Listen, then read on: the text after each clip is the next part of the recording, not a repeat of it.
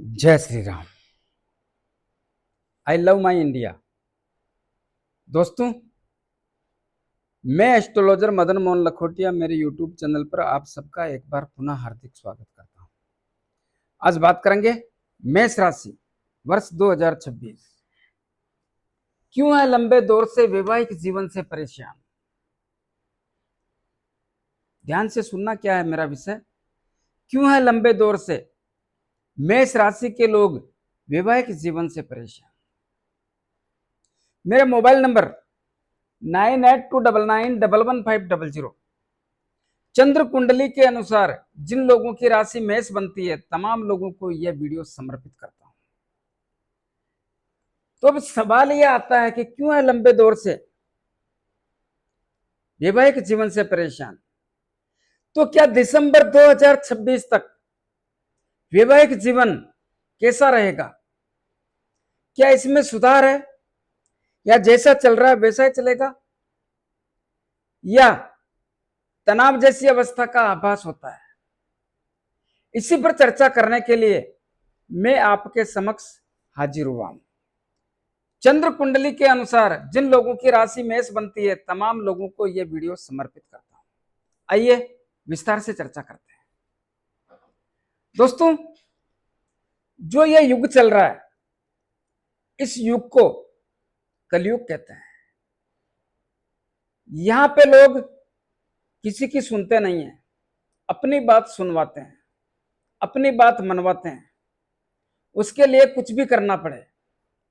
और यही संस्कार हमारी संतान में हम लोगों ने ऐसे ही बीज बोए, क्योंकि हम संतान को इतनी सुख सुविधा देकर के लालन पालन करने का या पालने का प्रयास करते हैं, उनकी हर बात मानते हैं, जिसके कारण बहुत सारे आज के युग के जो बच्चे हैं, जैसे जैसे बड़े होते जाते हैं, उनमें जिद्दीपन भी कूट कूट के भर जाता है, जिसके कारण वो लोग अपने आपके विरुद्ध किसी भी बात को जो उनको अच्छा लगता है वो ही करते हैं, और दूसरों को बात को स्वीकार करने में उनको तकलीफ होती है।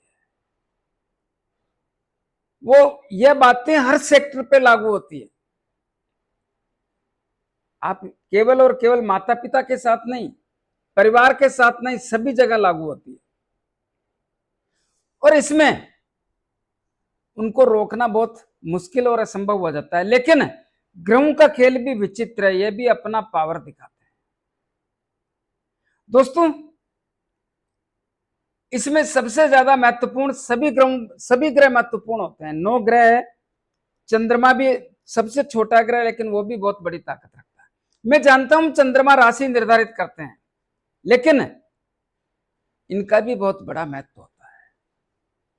तो मेष राशि के स्वामी होते हैं मंगल देव, लेकिन हमारा सब्जेक्ट है कि वैवाहिक जीवन में तकलीफें क्यों है, अभी कैसा चल रहा है, आगे कैसा चलेगा, इसी पर बात करने के लिए मैं आपके समक्ष हाजिर हुआ हूं।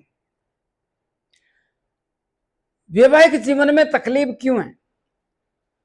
दोस्तों, सीधी बात करूं, ज्यादा लंबा चलना ठीक नहीं है। आपके वैवाहिक जीवन में तकलीफ कहां से चालू हुई? अप्रैल 2022 से। ऐसा क्यों हुआ? क्योंकि उस समय में देखिए, यह है मेष राशि और यह है इसका सप्तम भाव वैवाहिक जीवन का। उस समय में अप्रैल 2022 से, कौन सी अप्रैल? 12 अप्रैल 2022 को यहां पर राहुदेव आ गए और यहां पर केतुदेव आ गए। दोनों ही पाप ग्रह, क्रूर ग्रह, छलिया ग्रह, मति भ्रमित करके परिणाम बदलने वाले ग्रह होने के कारण यहां की स्थितियों को तनाव और तकरार पूर्ण बनाने का काम कर दिया, जिससे इस समय में मेष राशि के लोग, ध्यान से सुनना, यहां पे राहुदेव बैठ गए और यहां पे केतुदेव बैठ गए। मेष राशि के लोग काफी उलझन भरा जीवन जीने का प्रयास किया। ऐसा क्या हुआ? यहां पे तनाव बढ़ गया। यह किसकी देन है? यह राहुदेव की देन है। यहां पे भी तनाव बढ़ गया और यहां पे भी तनावपूर्ण स्थिति हो गई। क्या अप्रैल 2022 से ही ऐसा हो गया? ऐसा नहीं है। तो यहां पे राहुदेव और यहां पे केतुदेव आए, यह आए 12 अप्रैल 2022 को और यहां पर बैठे रहे अक्टूबर 2023 तक, 30 अक्टूबर 2023 तक। इस अवधि के दौरान किसी को जल्दी, किसी को देर से जकड़ने का प्रयास किया और जैसे जैसे इनकी जकड़न बढ़ती गई वैसे वैसे आपके तनाव में वृद्धि। क्या हुआ? देखिए, ये तनाव पैदा करते हैं। अगर यहां पे राहुदेव और यहां पे केतुदेव बैठ जाते हैं तो ध्यान से सुनना क्या बोल रहा हूं। ये किसी भी क्षेत्र में सफलता नहीं मिलने देते। जिनकी कुंडली में कालसर्प दोष होता है उनको तो सफलता मिलने में तकलीफों का ही सामना करना पड़ता है। मैं मानता हूं जिनके मांगलिक दोष होता है उनको भी वैवाहिक जीवन के लिए या विवाह, उनका विवाह भी देरी से होता है। कालसर्प दोष किसको कहते हैं? कालसर्प दोष मंगलदेव, शनिदेव और राहुदेव तीनों से बनता है। जबकि बहुत सारे लोग इस मामले में जानते नहीं है, सीधा कह देते हैं मंगलदेव के द्वारा कालसर्प दोष बना है या मंगलदेव नहीं बना रहा है तो नहीं बना है। ऐसा नहीं होता है। मंगलदेव पहला, चौथा, सातवां, आठवां और 12वां यहां पे मंगलदेव बैठे हैं तो कालसर्प दोष का निर्माण हो जाता है। और इसी प्रकार से शनिदेव भी बैठे हैं तो भी कालसर्प दोष का निर्माण, सॉरी मांगलिक दोष। अगर यहाँ पे मंगलदेव बैठे हैं 1 2 3 4 5 इन भावों में तो मांगलिक दोष हो जाता है। इसी प्रकार यहाँ पे शनिदेव बैठे हैं तो भी मांगलिक दोष हो जाएगा और इसी प्रकार राहुदेव बैठे हैं तो भी मांगलिक दोष हो जाएगा। मांगलिक दोष के कारण भी विवाह शादी संबंध देरी से होते हैं। लेकिन सवाल यह है कि तकलीफें क्यों हैं? तो यहाँ पे राहुदेव और यहाँ पे केतुदेव अप्रैल 2022 में आए। 2022 में यहाँ पे आने के कारण राहुदेव पाप ग्रह, क्रूर ग्रह, छलिया ग्रह, मति भ्रमित करके परिणाम बदलने वाला ग्रह होने के कारण आपकी मति भ्रमित करके वो कर देता है जिसकी आपने कल्पना नहीं की। तो यहां पे आने पे क्या हुआ? आप में क्रोध बढ़ गया, आपका बोलने का लहजा खराब हो गया, भाषा खराब हो गई, बात बात पे क्रोध आना, भाषा खराब होना, स्वभाव में चिड़चिड़ापन होना, छोटी छोटी बातों को तूल देना, छोटी छोटी बातों के कारण ज्यादा सोचना, छोटी छोटी बातों के कारण विवाद जैसी स्थिति पैदा करना और मान सम्मान प्रतिष्ठा में कमी होना, सोचने समझने की स्थितियां बाधित होना, निर्णय लेने में सक्षम नहीं रहना, कहा सुना बर्दाश्त नहीं होना। इसी प्रकार जीवन साथी का भाव होता है सप्तम और सप्तम भाव में केतुदेव बैठ गए और राहुदेव की भी दृष्टि पड़ रही है। इस कारण से सप्तम भाव के परिणामों को भी दूषित और कमजोर करके यहां के मामलों को भी खराब और तनावपूर्ण बना दिया, जिसके कारण आपके दाम्पत्य जीवन, किसको कहते हैं दाम्पत्य जीवन? वही वैवाहिक जीवन है और वही दाम्पत्य जीवन है। यहां पे भी तकलीफों का सिलसिला कैसा?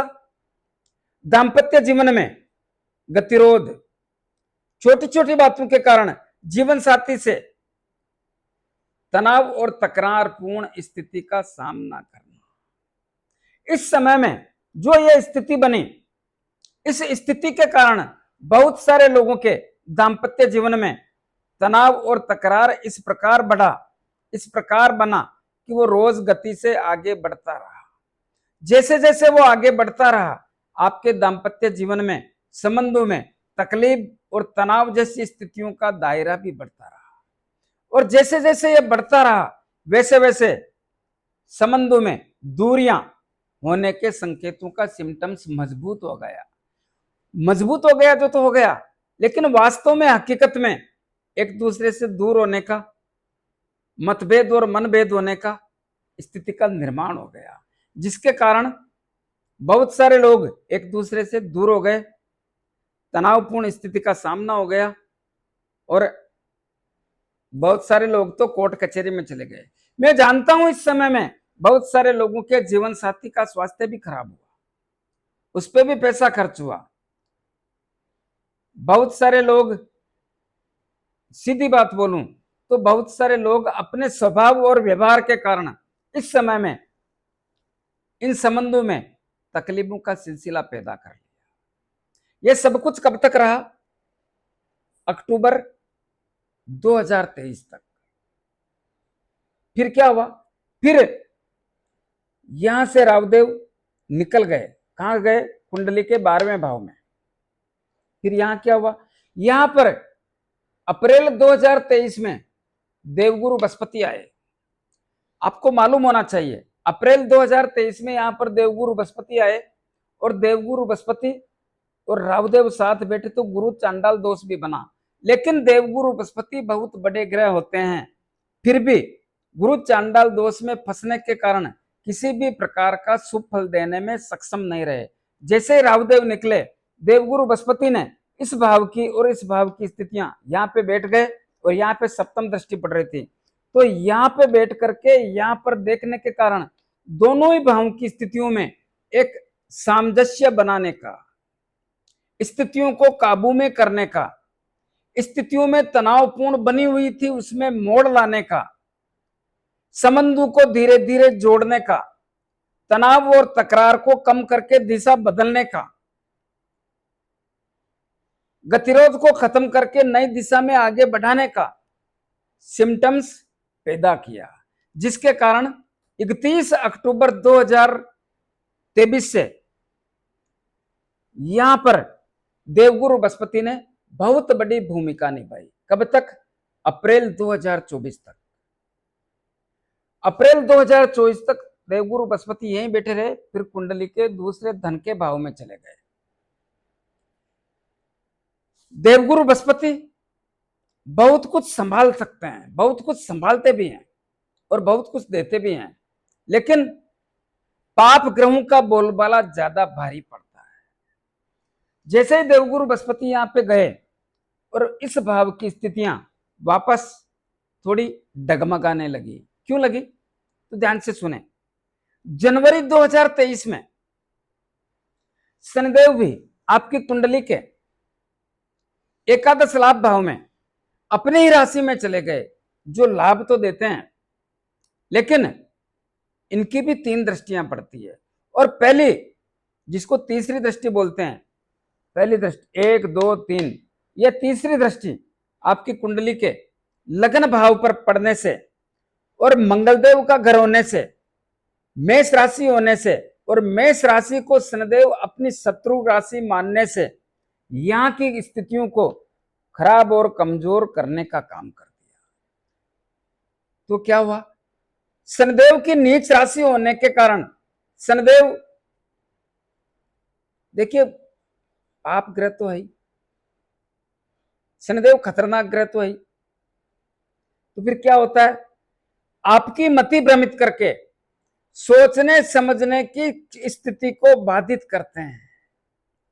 क्या करूं क्या ना करूं, बात बात पे गुस्सा आना, छोटी छोटी बातों के कारण तनाव पैदा होना, और स्वभाव में क्रोध के साथ गलत भाषा का प्रयोग करना, चिड़चिड़ापन होना। लेकिन जो रावदेव और केतुदेव का दबाव था वो खतरनाक था। यह भी खतरनाक है, लेकिन उतना दुखदायी नहीं होता है जितना रावदेव का प्रभाव होता है। दुखदायी यह भी है, स्पीड में, चाल में, बात में, स्टाइल में बहुत बड़ा फर्क है। और इस फर्क के कारण शनिदेव ने यहां पर जो वर्चस्व बनाया, उसके कारण आपको गलत फैसलों के कारण, गलत दिशा में निर्णय लेने के कारण कौन लिलवाता था? शनिदेव, जिसमें शारीरिक पीड़ा भी पैदा करने का काम करते हैं। ऐसी स्थितियों के कारण आपको दिशाहीन होने के कारण यहां की स्थितियां अप्रैल 31 अक्टूबर 2023 के बाद भी देवगुरु बृहस्पति ने सुधारने का प्रयास किया, लेकिन वो तालमेल नहीं बन पाया जो होना चाहिए। जो हमारे संबंधों में भाई रावदेव और केतुदेव ने इसको तहस नहस कर दिया। देवगुरु बृहस्पति ने जितनी मल्लम लगा के इनको सही करने का प्रयास किया, करते रहे, लेकिन जनवरी 2023 से शनिदेव भी यहाँ पे बैठ गए ना, तो शनिदेव का प्रभाव यहाँ पे आया। मैं मानता हूं देवगुरु बृहस्पति इन देवताओं के गुरु होने के कारण अपना काम पूर्ण रूप से निभाने का किया, लेकिन फिर भी जो शनिदेव का प्रभाव रहा, जो शनिदेव का बोलबाला रहा, उसके कारण यहाँ की स्थितियों को खराब और कमजोर करके निर्णय लेने में, सोचने में, सब स्थितियों में बाधित करने का जो सिस्टम पैदा किया, उसके कारण यहाँ की स्थितियां भी मजबूत ना हो पाई। फैसले कौन लेता है? मेष राशि के लोग। बाधा किसको पहुंचती है? मेष राशि के लोगों को। कहां पे? सप्तम भाव पे भी परिणाम तो आएगा, बचोगे कितने दिन। ऐसी स्थिति के कारण यहाँ के परिणामों को कमजोर और तनावपूर्ण देखने का सिस्टम पैदा हो गया। इतना ही नहीं, याद रहे यह स्थिति बराबर चलती रही और चलती है, इसमें कोई संदेह नहीं। फिर तो यहां पर जो स्टाइल बनी हुई थी शनिदेव की, वो मार्च 2025 तक बनी रही, लेकिन एक योग पैदा होता है। कैसा योग? देवगुरु बृहस्पति 15 मई 2025 को आपकी कुंडली के तीसरे भाव में पधार जाते हैं। देवगुरु बृहस्पति की पंचम दृष्टि यहां पर पड़ने के कारण, कहां पे? आपकी कुंडली के सप्तम भाव पर, जो वैवाहिक जीवन का होता है, इस भाव पे पड़ने के कारण, हालांकि देवगुरु बृहस्पति के शत्रु ग्रह शुक्रदेव का ग्रह है, लेकिन फिर भी देवगुरु बृहस्पति का काम देना और देने जैसी स्थिति का निर्माण करने के कारण जितना लाभ दे सकते हैं उतना देकर के इस भाव की स्थितियों को बनाकर रखने का प्रयास किया। याद कीजिए, अप्रैल 2022 से अक्टूबर 2023 तक जो स्थिति आपके वैवाहिक जीवन की रही, वो ज्यादा खतरनाक और तनावपूर्ण रही। उसके बाद स्थितियों में देवगुरु बृहस्पति ने कितना परिवर्तन किया वो भी आपके सामने है। लेकिन देवगुरु बृहस्पति ने भी इस भाव की स्थितियों में जो ज्यादा तकलीफ में थी, उस स्थिति में एक मोड़ ला करके यहां पे सुधार का सिस्टम पैदा किया। सुधार भी इतना ही हुआ कि ज्यादा तालमेल तो नहीं बन पाया, लेकिन वो तनावपूर्ण स्थिति भी नहीं देखने को नहीं रही। वो स्थिति भी जिसके कारण ज्यादा परेशानी वाली स्थिति वो खत्म कर दी, और देवगुरु बृहस्पति का काम यही है। तो यह देवगुरु बृहस्पति कब आए? 15 मई 2025 को, और यहां से भी देवगुरु बृहस्पति 2 जून 2026 को निकल गए और कुंडली के चौथे भाव में चले गए। अब क्या होगा इस भाव का? इस भाव पर राहुदेव की नवम दृष्टि पड़ रही है। कैसे पड़ रही है? राहुदेव आपकी कुंडली के एकादश लाभ भाव में 18 मई 2025 को पधार गए। 18 मई 2025 को बैठ करके एकादश लाभ भाव में अपनी नवम दृष्टि कुंडली के सप्तम भाव पर डाल रहे हैं। 1 2 3 4 5 6 7 8 9 नवम दृष्टि यहां पे डाल रहे हैं। राहुदेव पाप ग्रह, क्रूर ग्रह, छलिया ग्रह, मति भ्रमित करके परिणाम बदलने वाला ग्रह होने के कारण यहां के परिणामों में थोड़ा दबाव और तनाव बनाने जैसी स्थितियों का निर्माण करते हैं। दोस्तों, डरने की जरूरत नहीं है, समझने की जरूरत है। प्रयास करोगे तो समाधान है, और डर जाओगे तो समाधान कौन करेगा? तो मैं यही कहना चाहता हूं कि यहां पर राहुदेव की दृष्टि थोड़ा दबाव बनाने का प्रयास करेगी। आपको क्या ध्यान रखना है? जीवन साथी से संबंधों में तनाव और तकरार से बचने का प्रयास करना है। छोटी छोटी बातों के कारण किसी भी प्रकार से जीवन साथी के साथ में व्यवधान पैदा करने से बचने का प्रयास करना चाहिए। तो आपके लिए बेहतर रहेगा। राहुदेव का प्रभाव कब तक रहेगा? 5 दिसंबर 2026 तक रहेगा। तो क्या करना चाहिए? 5 दिसंबर 2026 तक हमको हमारे व्यवहार और स्वभाव को, तनाव और तकरार को बचाकर रखना है। अगर यह ध्यान रखोगे तो सप्तम भाव की स्थिति भी सही रहने का संकेत प्रदान होता है, ऐसी संभावना प्रकट करता हूं। तो क्या उपाय करें जिससे इस भाव की स्थिति सुधर जाए, वो भी बताऊंगा, लेकिन इन ग्रहों के बारे में भी कुछ बताने का प्रयास करना है। ध्यान रहे, जल्दी खत्म कर रहा हूं। अगर सूर्यदेव आपकी कुंडली के यहां बैठ जाते हैं तो यहां तो अच्छे परिणाम देंगे, लेकिन सप्तम भाव सूर्यदेव की नीच राशि होने के कारण यहां के परिणामों को खराब और कमजोर करने का काम करेंगे। इस बात का ध्यान रहे। इसी प्रकार शनिदेव का भी प्रभाव यहां पर आ जाता है तो वो भी तकलीफजनक स्थिति का आभास कराते हैं। देवगुरु बृहस्पति भी यहां पर बैठ जाते हैं तो वो भी थोड़ा तालमेल इतना मजबूत नहीं रह पाता है। इस बात, हाँ, अगर शुक्रदेव यहां बैठते हैं या यहां पे बैठते हैं तो स्थितियां मजबूत और ताकतवर ही रहेगी, क्योंकि शुक्रदेव इस भाव के स्वामी है। राहुदेव और केतुदेव खतरनाक ग्रह है, इसलिए इनका ध्यान रखना ही पड़ेगा। और याद रहे, जिनकी कुंडली में काल सर्प दोष होता है उनको किसी भी क्षेत्र में सफलता मिलने में तकलीफों का सामना करना पड़ता है। किसको कहते हैं काल सर्प दोष? ये देखिए, ये बना हुआ है काल सर्प दोष। इधर राहु है एकादश लाभ भाव में और इधर केतु है पंचम भाव में। सभी ग्रह इन दोनों के बीच में जकड़े हुए हैं, जिसके कारण इसी को काल सर्प दोष कहा जाता है। और यह किसी भी क्षेत्र में सफलता मिलने में पसीने ला देता है। तो जिनकी कुंडली में यह भी है उनको भी थोड़ा तकलीफों का सिलसिला या सामना करना पड़ता है। तो दोस्तों, क्या उपाय करें राहुदेव और केतुदेव के लिए? प्रतिदिन पक्षियों को दाना पानी और कुत्तों को रोटी ब्रेड बिस्किट खिलाएं, दूध पिलाएं। और मंगलदेव आपके राशि के स्वामी हनुमान जी महाराज की आराधना प्रतिदिन 5 बार हनुमान चालीसा बोले, हनुमान जी के दर्शन करें। मंगलवार शनिवार हनुमान जी के लाल गुलाब के पुष्प चढ़ाएं। 6 महीने में एक बार अपने घर की तरफ से सिंदूर का चोला करें। साढ़े सती चल रही है, प्रत्येक शनिवार को शनिदेव के तेल चढ़ाएं, दीपक करें। 5-50 रुपए की तेल की जलेबी या तेल के लड्डू जरूरतमंद गरीब लोगों में वितरण करें। अपने राइट हैंड की मिडिल फिंगर में एक शनि मुद्रा का धारण करें। कैसा लगा मेरा वीडियो? ज्यादा से ज्यादा लोगों में भेजें। लाइक अनलाइक जो भी करना है करें, कमेंट अवश्य दें और सब्सक्राइबर्स करने की कृपा करें। धन्यवाद।